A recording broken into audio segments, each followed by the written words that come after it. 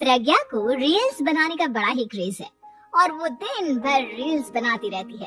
खाते पीते घूमते फिरते घर में कॉलेज में रील्स बनाने के कारण प्रज्ञा पूरे कॉलेज में हाईलाइटेड है।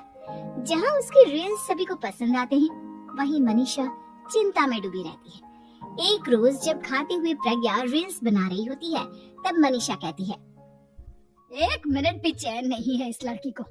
ये नहीं कि खाना तो आराम से खा ले, लेकिन नहीं, अरे थोड़ी देर रील्स नहीं बनाओगी तो आसमान नहीं टूट पड़ेगा। अरे मम्मी, इसी को तो कहते हैं डिटर्मिनेशन। तुम नहीं समझोगी ये सब। भगवान, इस लड़की को सद्बुद्धि दे।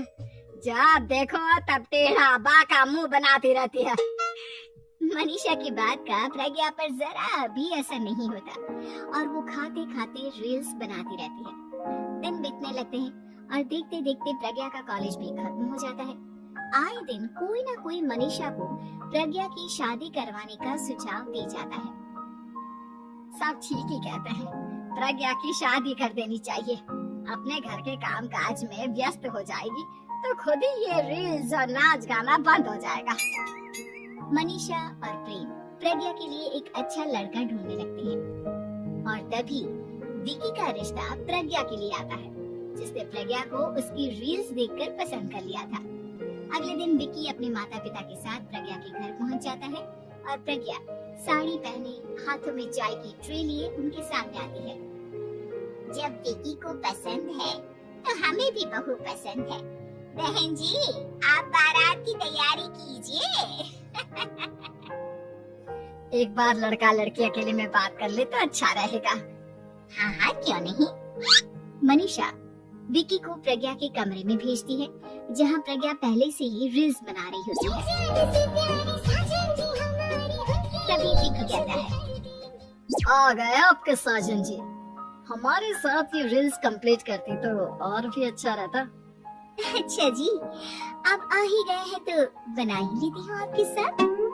दोनों मिलकर रील्स बनाते हैं। जब भी मीट और तुरंत पोस्ट भी कर देते हैं। फिर विकी कहता है, जब आप साड़ी में चाय लेकर आए तब मुझे लगा कि कहीं मैं गलत घर में तो नहीं आ गया। आप सही है। दोनों की शादी पक्की हो जाती है और शादी के दिन भी प्रज्ञा रील्स बनाने से चूकती नहीं, यहाँ तक कि बारात के समय भी नाचते हुए रील्स बनाती है। सभी लोग प्रज्ञा की तारीफ के पुल बांध देते हैं और प्रज्ञा नाचती गाती अपने ससुराल चली जाती है। सब कुछ अच्छा चल रहा होता है। प्रज्ञा यहाँ भी दिन भर हर चीज की रील्स बनाती रहती है, लेकिन कुछ दिनों के बाद जब सुनीता कहती है, बहू, ये रील्स के साथ साथ कुछ काम भी कर लिया करो। वैसे तुझे और क्या क्या बनाना आता है? मम्मी जी, वैसे तो सब कहते हैं कि मैं सब कुछ अच्छा बनाती हूँ, लेकिन मुझे लगता है कि मैं मैगी अच्छा बना लेती हूँ। हाँ, कॉफी भी अच्छा बना लेती हूँ और मुंह तो सबसे अच्छा बना लेती हूँ। अच्छा अच्छा।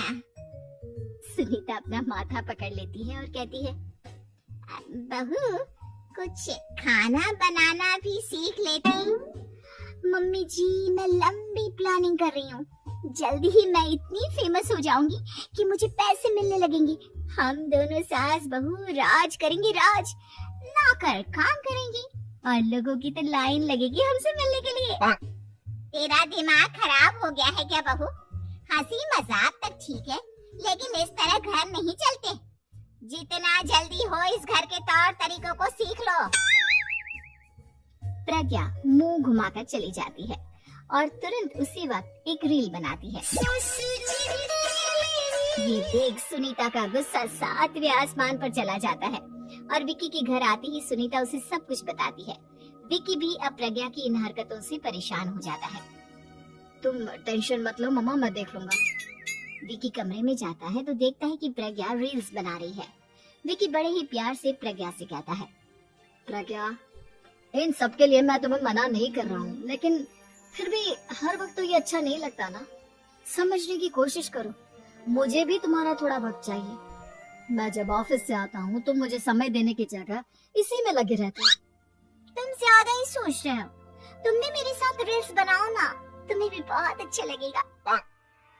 तुम्हें इज्जत से कोई बात समझ में नहीं आती क्या? दिमाग खराब हो गया है तुम्हारा इस चकाचौंध से। अगर तुमने अपना रवैया नहीं बदला तो मैं तुमसे दूर चला जाऊंगा। तुम ही रिश्ता लेकर आए थे, मुझे लड़कों की कमी नहीं थी और ना आज है। विकी दरवाजा पटक कर चला जाता है। धीरे धीरे विकी प्रज्ञा से दूर होता जाता है। एक रोज मनीषा प्रज्ञा के ससुराल उससे मिलने जाती है। तब सुनीता उससे कहती है, बहन जी अब आई हैं तो कुछ दिन यहाँ रहकर जाइएगा, आप ही का घर है। हाँ मम्मी, बहुत दिन हो गए तुम्हारे साथ एक भी रील नहीं बनाई मैंने। प्रज्ञा तुरंत अपने फोन में रील्स ऑन कर लेती है। ये सब मुझसे नहीं होता। तेरा ये भूत अभी तक नहीं उतरा क्या? बहन जी आप कुछ कहती नहीं क्या इसे? जब आप ही कुछ नहीं कर पाई तो मैं कर ही क्या सकती हूँ। सास तो वैसे ही बदनाम है।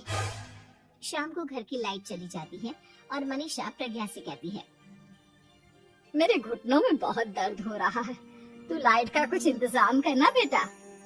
अच्छा कैंडल जला देती हूँ मम्मा।